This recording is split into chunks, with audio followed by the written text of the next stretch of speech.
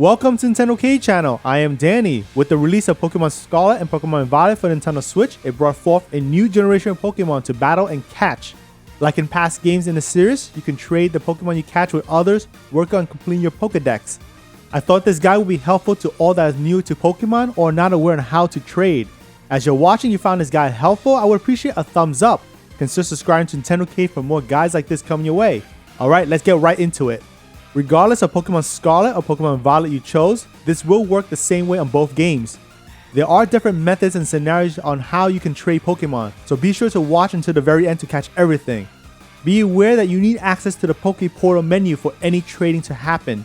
If you just started out, you will not have access to it right away. You will need to progress in the game until you reach Los Platos Pokemon Center. This will be the first Pokemon Center you encounter on your adventure. Don't worry, the game has a linear progression and you should reach it normally by playing as intended. Now you have access to the Poke Portal by pressing the X button on your controller. To trade Pokemon locally means no internet is required. It relies on local communication and the other player has to be near you in person with their own system and game to trade.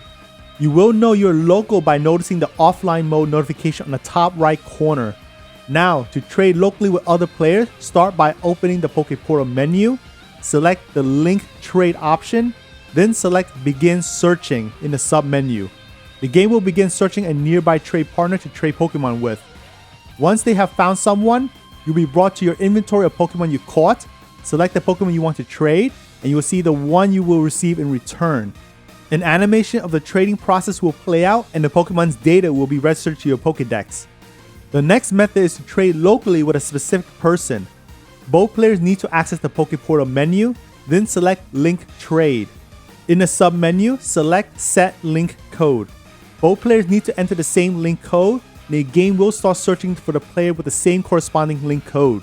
Once found, you can trade Pokemon in the same manner as the previous method. Now on to trading Pokemon with other players through the internet. Keep in mind that all online methods will require you to have an active Nintendo Switch online service. Internet trading will need you to be connected to the internet by pressing the L button to be in online mode seen on the top right corner. Otherwise, you will know you're not connected when you see offline mode. To trade with random players, first access the Poke Portal. Then select Link Trade and select Begin Searching in the sub-menu. You will then be paired with a random person to trade with. The rest of the steps should be the same as the methods shown earlier. Next online method allows you to trade Pokemon with an intended person of your choice, such as a friend or family.